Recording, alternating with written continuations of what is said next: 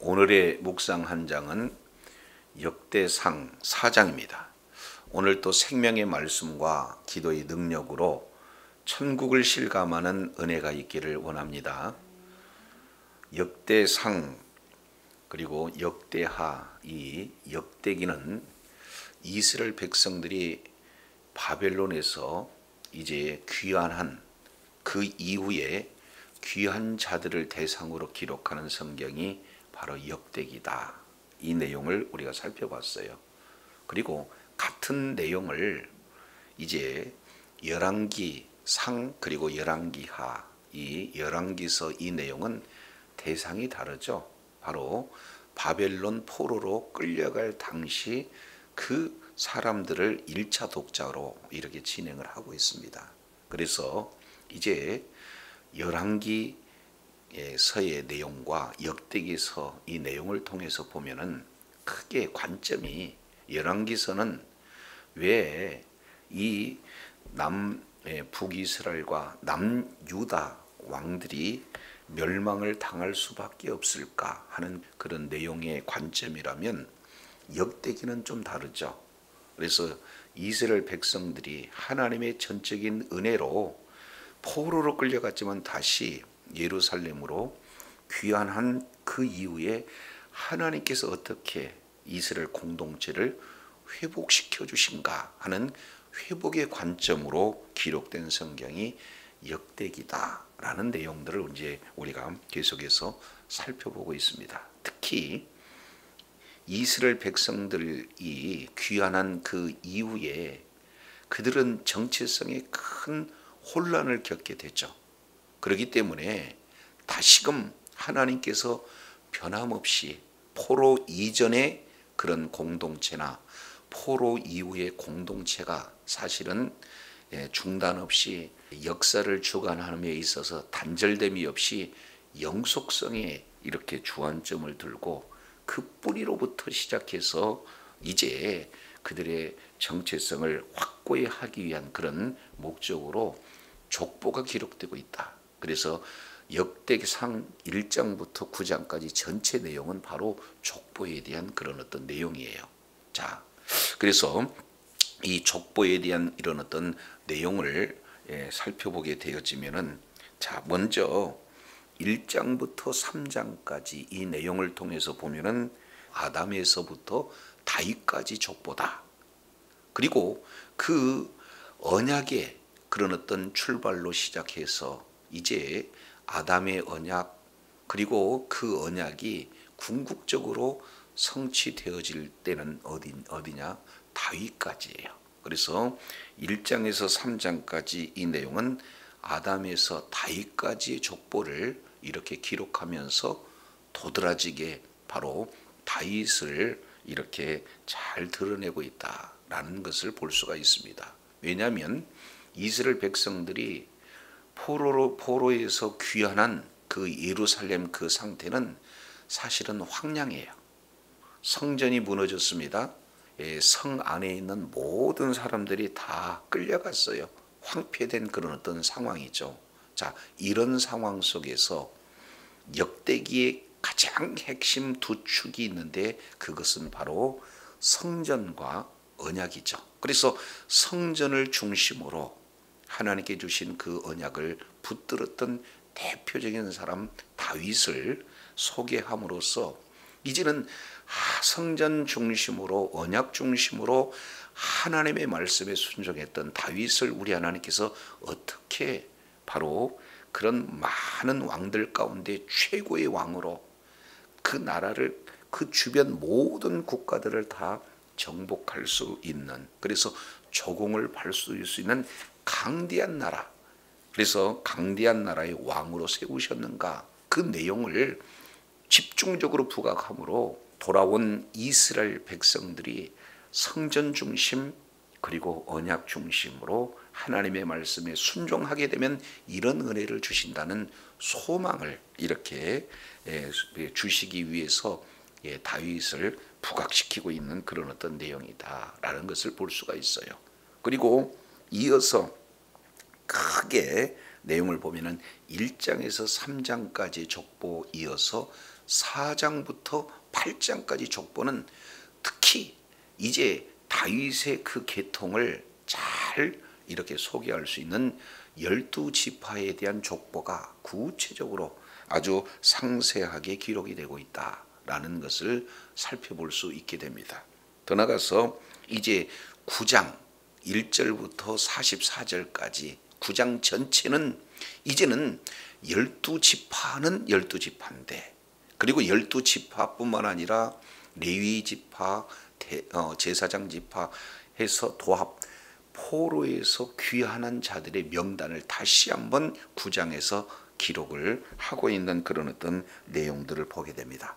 그리고 10장으로 연결이 되어져요. 그래서 이제는 이 사울이 어떻게 죽었고 다윗으로 어떻게 연결되어졌는가 하는 이 내용이 역대상 1장부터 9장까지와 10장으로 연결되어진 내용들을 이렇게 살펴볼 수 있게 되어집니다.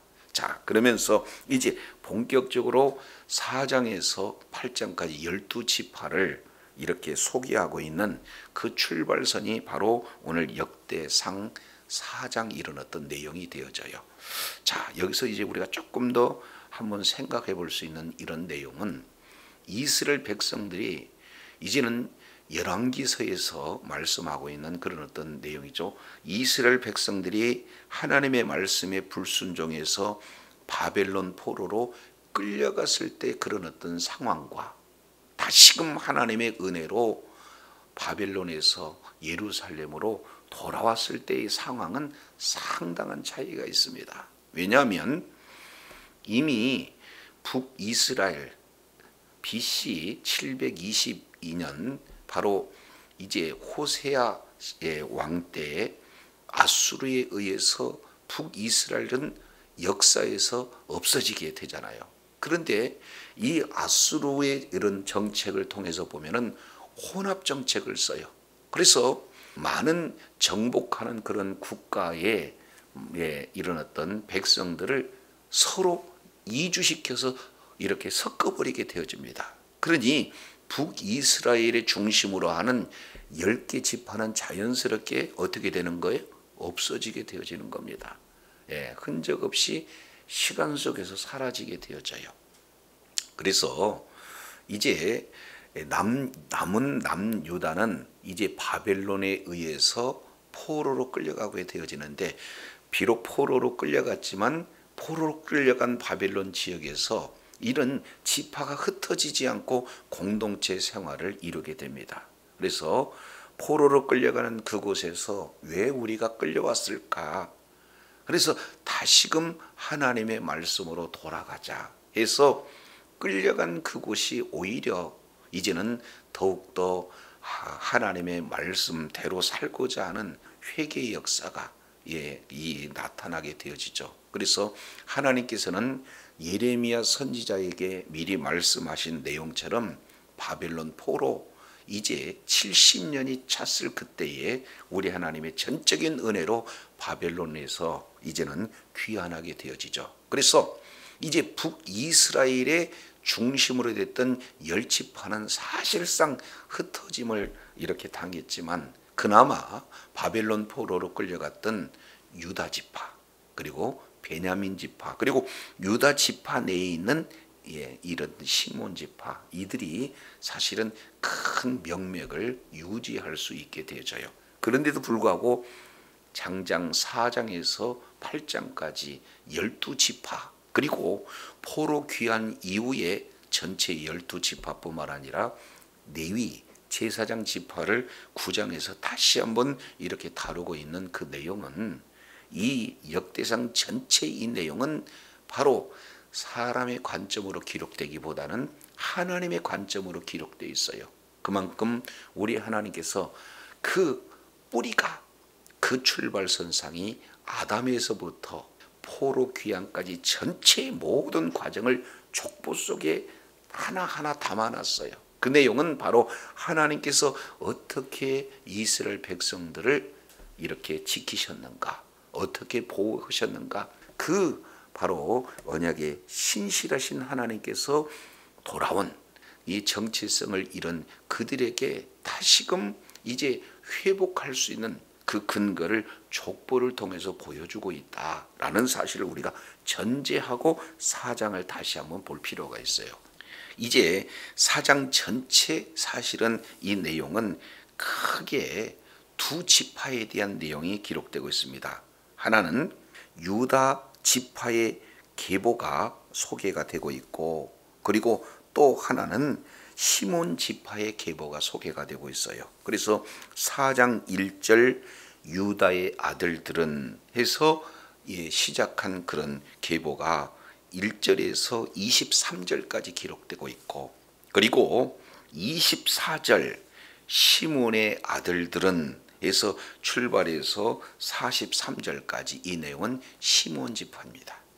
이 두 지파의 이 분류는 어떤 기준이냐면 바로 거주지를 중심으로 하는 그런 어떤 기준에서 이렇게 두 지파의 계보를 4장에서 이렇게 기록을 하고 있습니다. 그래서 남방 지역에 있는 두 지파, 바로 이 유다의 그런 어떤 지파와 시몬 지파에 대한 내용이에요. 자, 그것을 먼저 조금 개괄적으로 살펴보고 구체적으로 한번 다뤄보도록 하시죠. 자, 4장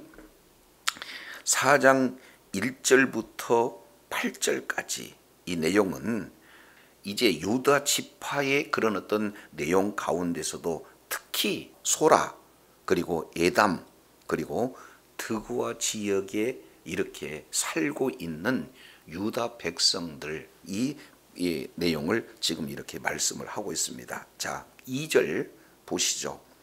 소발의 아들 르아야는 야핫을 낳고, 야핫은 아후메와 라핫을 낳았으니 이는 소라 사람의 종족이며, 그래서 소라라고 하는 것은 지역을 얘기합니다. 그러니까 소라 지역에 지금 살고 있는 유다 그런 지파의 백성들을 지금 소개를 하고 있고, 그리고 3절 내용을 보면은 에담 조상의 자손들은, 그러니까 에담 지역에 살고 있는 이 유다 백성들을 지금 기록을 하고 있고, 그리고 5절도 좀 보시죠. 여기는 드구아의 아버지 아스훌의 두 아내는 헬라와 나라라, 이렇게 소개를 하고 있습니다. 그래서 5절에는 드구아 지역에 거주했던 그런 백성들이에요. 그래서 소라, 에담, 드구아 지역에 있는 유다 지파, 이런 어떤 내용이 되어지고, 그 사이에 잠깐 9절, 10절 우리가 익히 잘 알고 있는 야베스라고 하는 그런 그 사람의 기도가 이제 사실은 삽입처럼 이렇게 기록이 되고 있어요. 자, 그 다음에도 보시죠. 4장 11절부터 14절까지 이 내용은 12절 맨 끝에 보게 되면은 이는 다 레가 사람이다. 그러니까 레가 지역에서 거주하고 있는 유다 백성들을 지금 말씀을 하고 있고요. 그리고 14절 중반절 내용을 보면은 요압은 게하라심의 조상, 이렇게 표현을 하고 있죠. 그래서 이 레가와 게하라심 지역에 살고 있는 그런 주민들 명단을 이렇게 쭉 기록하고 있습니다. 자, 그래서 유다, 이 남쪽 지방에 거주하는 유다 지파의 거주지를 이렇게 쭉 이렇게 소개하고 있으면서 15절부터 20절까지 이 내용은 이제 주요 족장을 소개하고 있어요. 그 중에 대표적인 족장이 바로 여분네 아들 갈렙, 이 내용을 지금 소개를 하고 있습니다. 그리고 남은 21절부터 23절까지는 유다의 아들 셀라의 자손을 중심으로 해서 기록이 되고 있는 것을 볼 수 있어요.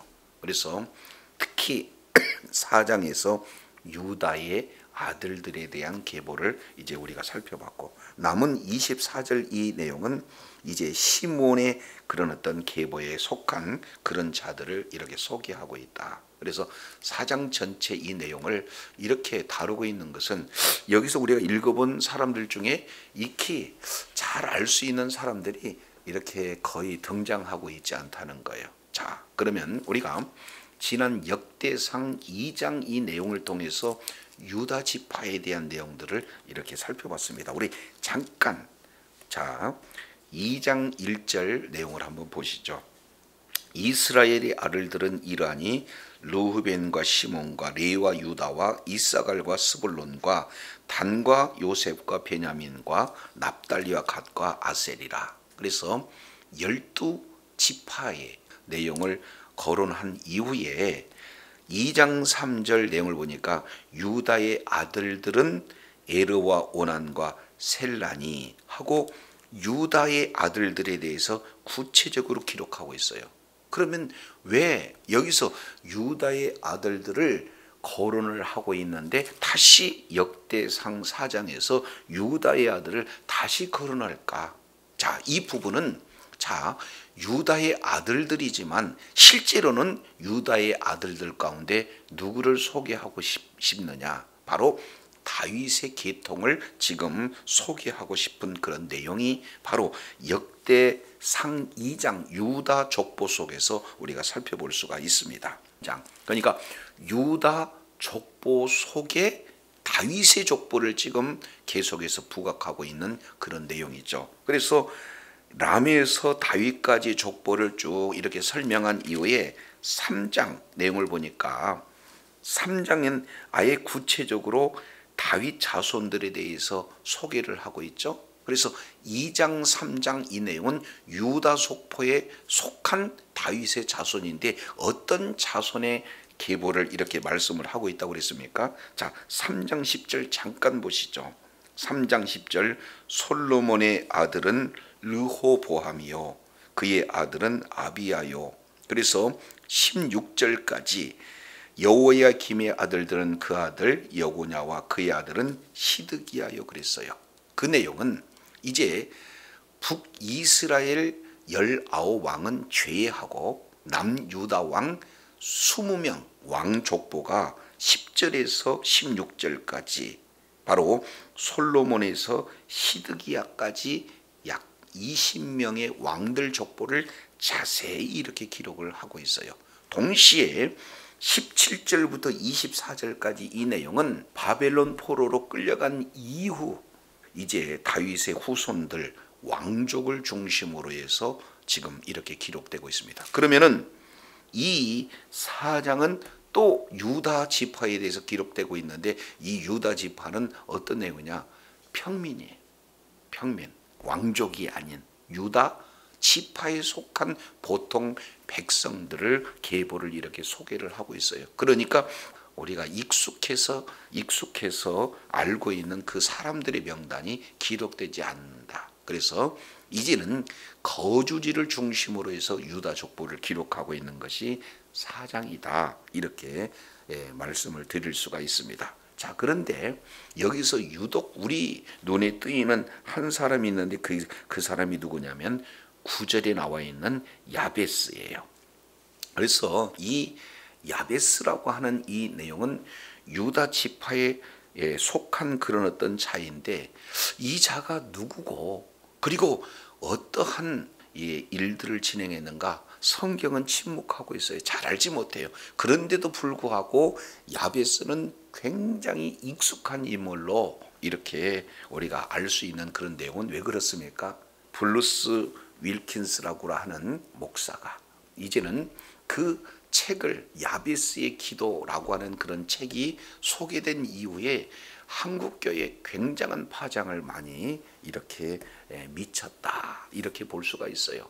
긍정적인 면도 있지만 부정적인 면이 조금 더 강한 내용이에요. 그래서 야베스 기도를 통해서 많은 기도의 내용이 사실은 하나님의 언약을 붙들고 기도하는 그 기도라기보다는 기복적인 그런 기도로 그 기도가 바꿔지는데 악한 영향을 미쳤다 이렇게 볼 수가 있습니다. 자, 그러면 여기서 말씀하고 있는 이 야베스라고 하는 이 기도의 그 내용은 사실 개인이라고 보다는 하나의 공동체 더 나가서 나라적인 그런 어떤 개념으로 이 부분들을 우리가 이해할 때 정확하게 하나님의 의도를 조금 더 분명하게 알 수 있다. 이렇게 볼 수가 있습니다. 자, 그러면 조금 더 살펴보시죠.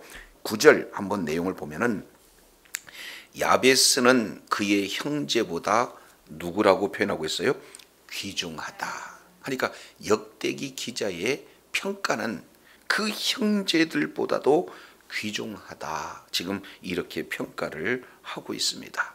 자, 그러면은 그 평가한 이후에 이 야베스의 출생 배경에 대해서 소개하고 있는데 그 배경을 보면 이런 표현이죠. 그의 어머니가 이름하여 이르되 야베스다. 이렇게 말씀을 하고 있습니다. 그러면은 그 야베스라고 하는 이 내용은 이는 하고 설명을 하고 있어요.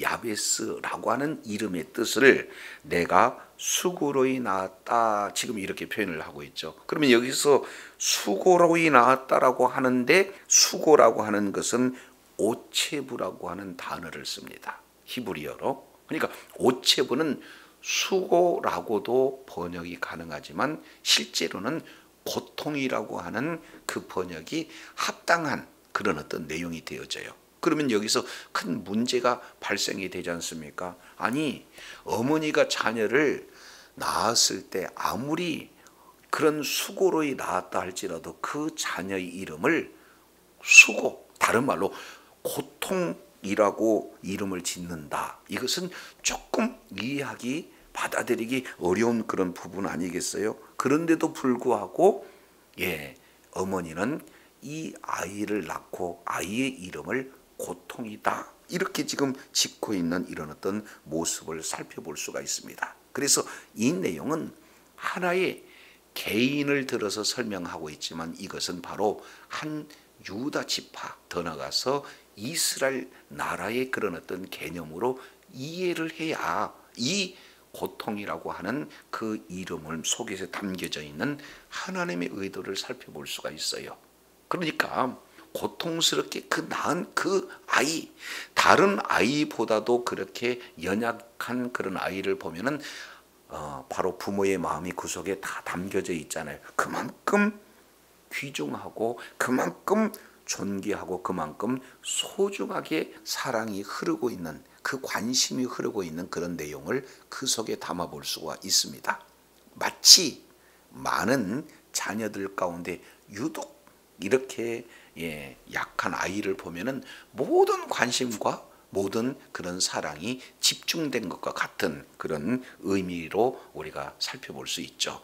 자, 그래서 우리 하나님께서 많은 민족들 가운데 유독 사랑이 가고 유독 관심이 간 민족이 바로 누굽니까? 이스라엘 백성들을 들을 수가 있어요. 그래서 하나님께서 특별히 이제 출애굽기 19장 5절 6절 내용을 통해서 보면은 우리 하나님께서 택하신 족속이에요. 그리고 그들을 뭐 하고 있습니까? 이제 아예 이런 보석과 같은 그런 존재로 여기는 그런 어떤 그 민족이 이스라엘 민족 아니겠어요? 그런데 모든 나라보다도 하나님의 말씀을 이스라엘 백성들에 맡겼음에도 불구하고 이스라엘 백성들은 말씀에 불순종한 결과 바벨론 포로로 끌려갔다 그 말이죠. 그러니 하나님의 온통 관심과 사랑은 지금 누구에게 있느냐? 이스라엘 백성에게 있는 거예요. 마치 야베스 어머니가 이제 수고로 낳은 그런 야베스를 존귀하게 여긴과 같은 그런 내용을 이렇게 소개하고 있다라고 볼 수가 있어요. 그래서 이것을 개인적으로 뭔가 이 세상에서의 그런 어떤 그 기복을 다루는 이런 그 축복의 기도로 전적으로 그렇게 받아들이는 것은 하나님의 의도에서 조금 벗어난 의미가 되겠죠. 자, 10절 내용을 보면 야베스가 이스라엘 하나님께 아뢰어 그랬습니다. 자, 그러면 이 야베스는 태어나고 봤더니 고통의 환경에 놓여져 있다는 거예요. 그러면 나는 왜 이렇게 고통 가운데 있느냐라고 원망하고 불평하지 않고 오히려 이 문제를 가지고 하나님 앞에 부르짖었다라고 지금 먼저 소개하고 있어요. 그래서 야베스는 이스라엘 하나님께 아뢰어 기도했다. 지금 이렇게 말씀하고 있는데 여기서 아뢰다라고 하는 것은 카라라는 이 단어를 쓰는데 부르짖다예요. 전적으로 이 문제를 가지고 하나님 앞에 부르짖는 내용인데 첫 번째 기도의 내용이 뭐냐? 자, 10절 주께서 내게 복을 주시려거든 그랬습니다. 이것을 이제 복을 받으려면 우리 하나님 앞에 전적으로 부르짖어야 됩니다 라고 이렇게 기복으로 하기보다는 여기에 이 진정 내게 복을 주시려거든 이라고 하는 이 내용은 전적으로 복을 주시는 분이 누구시라는 거예요? 우리 하나님이다 라는 사실을 복을 주시는 대상자가 바로 우리 하나님이시다 라는 것을 정확하게 알고 우리 주님 앞에 나가는데 그 복의 개념이 어떤 것인가? 진정한 복은 자, 첫 번째 나의 뭐를 넓혀주시고 지경을 넓혀주시고 그렇습니다. 그러니까 진정으로 하나님 앞에 부르짖는 그 자체가 복인데 복의 내용을 봤더니 하나님 나의 지경을 넓혀주세요 이렇게 말하고 있습니다. 근데 이것을 문자 그대로 따서 이런 책에 소개한 그런 내용처럼 우리의 자녀의 기도 지경이 넓어지고 남편의 지경이 넓어지고 우리의 교회의 지경이 넓어지고 이렇게 문자적으로 해석하는 데는 하나님의 의도에 벗어난다는 거예요. 왜냐하면 여기에서 지경을 넓혀달라라고 하는 이 내용은 지금 이스라엘 백성들이 결국 약속의 땅 가나안 땅을 사실은 바벨론 포로로 끌려가면서 빼앗긴 것 아니겠습니까? 그러니까 빼앗긴 하나님 나라의 그 기업을 되찾아 주세요. 이것을 나의 지경을 넓혀 주세요. 하서 개인적인 관점이라기보다는 바로의 나라적인 관점으로 언약을 붙들고 지금 기도하고 있는 그런 내용이다라는 것을 말씀을 하고 있습니다. 자, 두 번째 이어서 주의 손으로 나를 도우사 나로 환난을 벗어나 근심이 없게 하옵소서. 전적으로 나의 큰 맡겨져 있는 환난 그로 말미암는 근심이 없게 해달라고 이렇게 기도하는 지극히 개인적인 기도라기보다는 여기서 진정한 환난은 뭐가 되는 겁니까? 민족적인 환난은 바로 바벨론 포로로 끌려가서 이제는 주권을 상실하잖아요. 그들의 신분은 노예의 신분이 되어지잖아요. 아무리 수고한들 그의 수고의 대가가 자기 소유가 될 수가 없어요. 그러니까 환난을 벗어나게 해달라 하는 이 내용은 무엇을 말씀하고 있습니까? 우리가 포로로 끌려가 있는 그 포로 상태에서 다시 회복해 달라 하는 이런 기도를 간절하게 기도하고 있는 그런 내용들을 살펴볼 수가 있습니다. 이것이 바벨론 포로로 끌려갔을 때 어떻게 하든지 이제 그곳에서 머물러 있지 않냐고 다시 우리 하나님께서 약속하신 그 지경을 넓혀 주시고 신분을 다시 회복시켜서 정말로 하나님의 뜻을 이루는데 귀하게 쓰임받게 해달라는 그런 기도의 내용이 이 속에 담겨져 있습니다. 자, 이런 기도를 우리 하나님께서는 어떻게 응답을 하셨을까요? 10절 하반절 내용을 보니까 하나님이 그가 구하는 것을 뭐 했다? 허락하셨다. 이렇게 지금 말씀을 하고 있습니다. 그러니까 전적으로 이스라엘 백성들을 회복시켜주는 바로 귀환할 수 있는 그 은혜가 회복의 은혜가 하나님께서 들어주셨다. 지금 이렇게 말씀을 하고 있는 것을 보게 됩니다. 그래서 이제 이 두 절 9절과 10절 야베스의 그런 어떤 기도 이 내용은 하나님께서 우리에게 복을 주시고 하나님께서 언약을 붙들고 기도할 때 우리 주님께서는 친히 응답해 주시는 그런 하나님의 집중을 우리가 놓쳐서는 안 되고, 이것을 단순하게 내 이제 지경을 넓혀달라 해서 그 기복적인 그런 어떤 내용으로 진행하는 것은 하나님이 오늘 역대상 4장 12지파의 회복이 된 그런 내용하고는 관점이 너무도 차이가 있다라는 사실을 저와 여러분 기억하시고, 이제 북이스라엘의 12지파 중에 10지파는 사실은 흩어져 버린 거예요. 그리고 그나마 남유다 지역의 유다, 그리고 이 베냐민, 이 지파, 그리고 조금 더 나간다면은 시몬 지파까지, 이런 지파의 그런 어떤 회복은 결국에 바로 우리 하나님께서 포로에서 귀환된 그런 회복은 사실은 2지파, 좀 더 나가서 3지파의 회복 외에는 사실은 있지 않는데, 구체적으로 12지파를 4장부터 9장까지 연결선상에서 기록하고 있는 내용은 우리 하나님께서 아담에서부터 출발해서 이제 포로로 끌려갔다 할지라도 다시 귀환한 이후에 하나님의 관심은 어디에 있어요? 12지파 전체의 회복에 관심이 있는 거고, 그리고 진짜 12지파의 회복의 그 내용은 야베스라고 하는 개인을 통해서 이스라엘 전체의 회복이 바로 성전 중심, 바로 성전에 임재하신 그런 하나님께 이제 언약을 붙들고 우리 하나님 앞에 간절히 이렇게 기도하는 그런 어떤 모습으로 이제 하나님의 그런 어떤 회복의 내용을 잘 표현해 주고 있는 것이 야베스 기도 속에 담겨져 있다, 이렇게 볼 수가 있습니다. 그래서 늘 삶의 현장 속에서 저와 여러분 정말로 지금 현재 바벨론 포로과 같은 환난, 그 속에서 나타나는 근심, 이 내용은 그때나 지금이나 별 다를 바가 없습니다. 이제 우리가 정말로 이제는 성전 중심, 언약 중심, 그래서 하나님의 말씀을 붙들고 주님 앞에 기도했을,